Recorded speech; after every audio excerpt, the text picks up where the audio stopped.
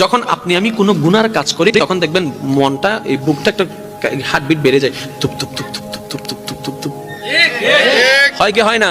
যখন আপনি কোনো অন্যায় কাজ করবেন গোপনে, নিজের একটু হার্টটা দেখবেন এটার স্পিড একটু বেড়ে যায়। তার মানে আপনার হার্টই আপনাকে জানাচ্ছে বান্দা করিস না, আল্লাহ নারাজ হবে, করিস না, আল্লাহ নারাজ হবে, করিস না। আমরা এটা বুঝতে পারি নাই, আমরা মনে করেছি এমনি হার্টবিট বেড়ে যায়, এমনি হার্টবিট বাড়ে নাই। ওই হার্টের মাধ্যমে আল্লাহ আপনাকে মেসেজ দিয়েছিল, আপনি আমি সেই মেসেজটা বুঝতে পারি নাই। কিন্তু তারপরে যখন গুনাহটা করি মনে মনে একটা জিনিস আমরা চাই, কেউ যেন না দেখে, কেউ যেন না জানে, কেউ যেন না দেখে, কেউ যেন না জানে। আপনি করছেন আল্লাহর অবাধ্যর কাজ, আল্লাহকে নারাজি করার কাজ, আল্লাহ জমিনে দাঁড়িয়ে। কিন্তু আবার যখন আপনি বলছেন কেউ যেন না দেখে, তখন আল্লাহ পাক আপনার ইজ্জত বাঁচানোর জন্য চতুর্দিকে পর্দা করে দেয়, দেখার মানুষ আর দেখতে পায় না। বলেন ফেরেশতা বলে আল্লাহ তোমার হুকুম অমান্য করছে, তোমার জমিনে দাঁড়িয়ে তুমি তাকে প্রোটেক্ট দিচ্ছ।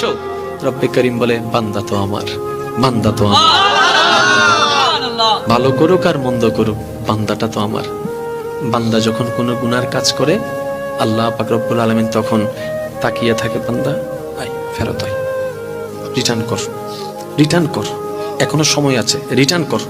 বান্দা যখন করে ফেলে তখন আল্লাহ পাক বলে যে এবার রিটার্ন করে তওবা কর, এবার রিটার্ন করে তওবা কর।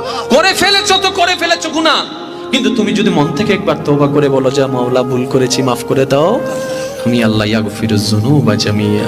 সুবহানাল্লাহ। আমরা আসলে রব চিনতে পারি নাই। ওই রব, ওই মায়ার রব, ওই মমতার রব, ওই ভালোবাসার রবকে চেনানোর জন্যই নবী রাহমাতুল লিল আলামিন দুনিয়াতে তাশরীফ এনেছিলেন। সুবহানাল্লাহ।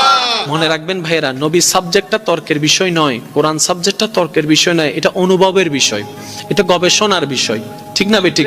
এবার আমি শুধু আপনাদেরকে একদম শর্টকাট একটা নলেজ দেওয়ার চেষ্টা করব, যদি আমার মুনিব আমাকে দয়া করেন। মানব জাতি, মুসলিম জাতির জন্য গাইডলাইন হচ্ছে কোরআন। গাইডলাইন জোরে বলতে হবে, গাইডলাইন। তো কোরআন থেকে আমরা গাইডলাইন নিব, সেভাবে জীবন যাপন করব, এটা হচ্ছে আমরা। আচ্ছা বলেন, নবীর একজন সাহাবা ছিল আবু বকর, সত্যের উপর ছিল না মিথ্যার উপর ছিল?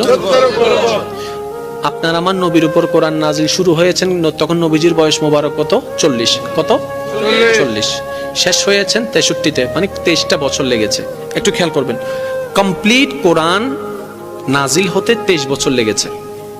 কিন্তু এর আগে আবু বকর সিদ্দিক আকবর হয়ে গেছে।